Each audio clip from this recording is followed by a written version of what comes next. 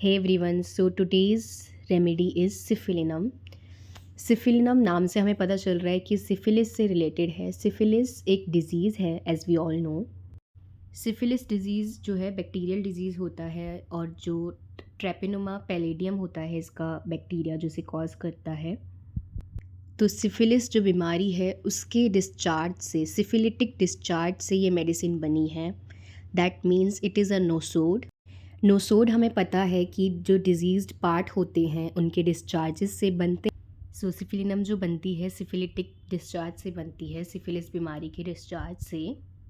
Elon की notes में syphilitic virus लिखा है बट इट इज़ रॉन्ग, वो एनोमली है होम्योपैथिक नोमेनक्लेचर की। ये सिफिलिटिक डिस्चार्ज से बनती है। ये मेडिसिन जो है इंट्रोड्यूस करी थी होम्योपैथी में डॉक्टर स्वान ने, और ये ग्रेट नोसोड है और हिस्टोरिकल इम्पोर्टेंस का है, और ये एंटी सिफिलिटिक्स का किंग है amongst the नोसोड्स। Even doctor hearing कहते हैं कि अगर किसी पेशेंट की सिफिलिटिक हिस्ट्री रही है, यानी सिफिलिस की हिस्ट्री रही है उसकी फैमिली में या उसकी खुद की, उसे तभी हम क्योर्ड कह सकते हैं जब एटलीस्ट वन टाइम इस नोसोड को एडमिनिस्टर किया गया है उसकी बॉडी में ड्यूरिंग द ट्रीटमेंट, यानी सिफिलिनम उसे दी गई है पूरे ट्रीटमेंट में एटलीस्ट एक बार, तभी उसे हम क्योर डिक्लेयर कर सकते हैं। ये इतनी ज़्यादा इम्पॉर्टेंट है ये medicine सिफिलिनम in the treatment of syphilis या सिफिलिटिक पेशेंट्स जिनकी हिस्ट्री रही है सिफिलिस की। Now the spheres of action of syphilinum patient. तो इसमें है ब्रेन और स्पाइनल कॉर्ड, चीफली ये एक्ट करता है ब्रेन और स्पाइनल कॉर्ड पे। इसके ब्रेन के सिम्टम्स बहुत ही इंपॉर्टेंट है। लॉस ऑफ मेमोरी हो जाता है उसे, वो नॉर्मल जो प्लस माइनस होते हैं अरिथमेटिकल कैलकुलेशंस होती है वो भी नहीं कर पाता, और वो रिमेंबर नहीं कर पाता पर्सन्स और प्लेसेस के नेम्स, बुक्स के नाम, और वो उसे ऐसा लगता है जैसे वो पागल हो रहा है, बहुत ही ज़्यादा कमज़ोर हो जाता है वो। एक्सट्रीम इमेसिएशन पाया जाता है इस रेमेडी में। इंडिफरेंट होता है इसका पेशेंट और उसको ऐसा लगता है कि वो पैरालाइज्ड होने वाला है, और सारी ही मेंटल और फिज़िकल जो सिम्टम्स हैं वो नाइट में एग्रवेट हो जाते हैं, बहुत ज़्यादा बढ़ जाते हैं। इसलिए वो रात से डरने लगता है, उसे ड्रीड ऑफ नाइट हो जाता है पेशेंट को, और उसे इनटॉलरेबल हो जाती हैं रातें बिल्कुल। उसे ऐसा लगता है कि रात होने से अच्छा है कि वो मर ही जाए, death is preferable for. So spheres of action है brain, spinal cord, bones, periosteum, skin. Skin is very important. जो सिफिलिस बीमारी होती है हमें पता है उसमें इरप्शंस आ जाती हैं बॉडी में बहुत सारी, तो जो इसके स्किन के सिम्टम्स हैं वो बहुत ही इंपॉर्टेंट हैं। Mucous membrane. पैथोजेनेसिस में हम देख सकते हैं कि वेरियस स्टेजेस ऑफ सिफिलिस देखी जा सकती हैं डिफरेंट ऑर्गन्स में। नर्वस सिम्टम्स देखे जा सकते हैं, और ब्रेन और हार्ट पे जो सिम्टम्स हों वो देखे जा सकते हैं। कॉन्स्टिट्यूशन में वी कैन सी कि जो पेशेंट होता है उसकी बॉडी पे different types of eruptions present होते हैं। पर्टिकुलरली कॉपर कलर्ड होते हैं वो, यानी ब्राउनिश होते हैं, जो कि ब्लू हो जाते हैं on getting cold. Then the temperament is melancholic, यानी जो पेशेंट होता है वो उदास ही रहता है क्योंकि उसको बहुत सारी प्रॉब्लम्स चल रही होती है। उसे ड्रीड ऑफ नाइट हो जाता है, उसे रातों से डर लगता है, पूरी रात उसकी जो सिम्टम्स होते हैं वो एग्रवेट करते हैं, इसलिए जब वो सुबह उठता भी है तो बहुत ही एग्जॉस्टेड फील करता है, उसे उस एग्जॉशन से भी डर लगता है। जो मियाज है बैकग्राउंड में वो सिफिलिस ही है, syphilis is in the background. Now the guiding symptoms of सिफिलिनम medicine. तो गाइडिंग सिम्टम में हम सबसे पहले देखते हैं कि अगर पेशेंट को सिफिलिस की हिस्ट्री रही है या फिर उसकी फैमिली में भी अगर सिफिलिस की हिस्ट्री रही है, देन वी शुड डेफिनेटली और we should think of syphilinum. Then सारी ही सिम्टम्स जो हैं वो वर्स हो जाते हैं नाइट में, एग्रीवेशन हो जाता है, प्रॉब्लम्स बढ़ जाती हैं नाइट में, सनसेट से लेके सनराइज़ तक। जैसे ही सनसेट होता है उसकी प्रॉब्लम्स एग्रीवेट होनी बढ़नी शुरू हो जाती हैं, और वो तब तक बढ़ती रहती हैं जब तक सनराइज़ ना हो जाए। अगर बेस्ट रेमेडी भी फेल हो गई है रिलीव करने में या परमानेंटली इम्प्रूव करने में syphilitic affections, then syphilinum should be given.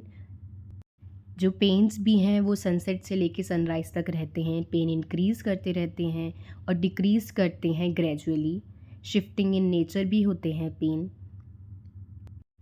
और पेन्स जो हैं, पेन्स की वजह से पेशेंट को अपनी पोजीशन चेंज करनी पड़ती है फ्रीक्वेंटली। देन लिकोरिया इज़ प्रोफ्यूज़, बहुत ज़्यादा अमाउंट में लिकोरिया होता है पेशेंट को, जो कि सोकिंग थ्रू द नैपकिन्स होता है and running down to the heels तक आ जाता है, वो इतना ज़्यादा प्रोफ्यूज़ होता है। Craving for alcohol in any form, वो पेशेंट क्रेव करता है एल्कोहल को in any form. Hereditary tendency to alcoholism, यानी उसे इनहेरिटेंस में मिली होती है एल्कोहलिज्म की आदत। Ophthalmia neonatorum, ptosis, paralysis of superior oblique muscles of eye, sleepy look from drooping lids, इन सब के लिए syphilinum is a very good remedy. Tooth decay at edges of gums and break off. Edges are serrated, dwarf in size, coverage at their tips. अगर हम syphilis बीमारी सही से पढ़ लेते हैं और उसके सिम्टम्स पढ़ते हैं तो हमें पता चलेगा कि सिफिलिनम मेडिसिन के और सिफिलिस बीमारी के जो सिम्टम्स हैं बहुत ज़्यादा सिमिलर हैं। ऑब्स्टिनेट कॉन्स्टिपेशन फॉर ईयर्स, उसे बहुत कॉन्स्टिपेशन रहा ही है बहुत सालों से। Rectum seems tied up with stricture, rectum ऐसा लगता है कि उसे स्ट्रिक्चर से टाइड अप किया गया है, बंद करा हुआ है उसे, इतना ज़्यादा उसे कॉन्स्टिपेशन रहता है हमेशा से। Next symptom is rheumatism of the shoulder joint और at insertion of deltoid. Shoulder joint में अगर रूमेटिज्म प्रेजेंट है या फिर इंसर्शन ऑफ डेल्टॉइड में अगर रूमेटिज्म प्रेजेंट है, then syphilinum can be used. जो माइंड सिम्टम्स हैं वो बहुत इंपॉर्टेंट हैं, उसमें लॉस ऑफ मेमोरी प्रेजेंट है, loss of remembrance of present occurrences, जो अभी हो रहा है उसे वो याद ही नहीं रहता, उसे रिमेंबर नहीं होती हैं चीज़ें। Can not recollect the names, dates, persons, places, वो नाम, जगह के नाम या लोगों के नाम याद ही नहीं रख पाता है। Arithmetic calculations are very difficult, जो नॉर्मल मैथ्स की कैलकुलेशंस होती हैं वो भी नहीं कर पाता, उसके लिए बहुत ही डिफ़िकल्ट हो जाता है। उसको ऐसी सेंसेशन आती है as if he is going to be insane, वो पागल होने वाला है, उसको ऐसा फील होता है, या फिर वो पैरालाइज होने वाला है, उसको ऐसा फील होता है।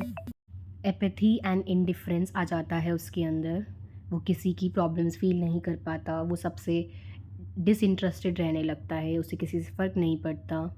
उसे टेरिबल रीड ऑफ नाइट हो जाता है, उसे रात से बहुत ज़्यादा डर लगने लगता है, क्योंकि मेंटली और फिज़िकली वो एग्जॉस्ट हो जाता है जब वो उठता है सुबह, तो क्योंकि रात में उसकी सारी प्रॉब्लम्स एग्रवेट हो जाती हैं, चाहे वो मेंटल हो या फिज़िकल, उसके लिए इंटॉलरेबल हो जाती हैं रातें, और वो उसके लिए इतनी ज़्यादा इंटॉलरेबल हो जाती है कि उसके लिए डेथ प्रेफरेबल हो जाती है, उसे डेथ आसान लगती है instead of this suffering.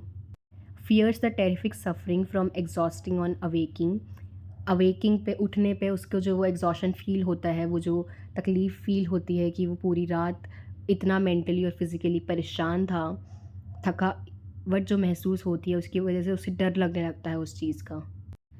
Then elements from syphilis ही है, सिफिलिस बीमारी से जो भी एलिमेंट्स हो can be cure. Now the modalities of syphilinum patient, उसे एग्रेवेशन होता है नाइट में, जैसे कि हमने पढ़ा। From twilight to daylight, जब शाम से लेके उसे जब तक सुबह का सूरज नहीं आ जाता तब तक उसे प्रॉब्लम्स उसकी बढ़ती ही रहती हैं, एग्रेवेट होती रहती हैं। एंड एट सी शोर, सी के किनारे पे, समुद्र के किनारे पे। देन एमिलियोरेशन, यानी उसे आराम मिलता है एट हाई ऑल्टीट्यूड, यानी पहाड़ों में, ऊंची जगहों पे उसे आराम मिलता है।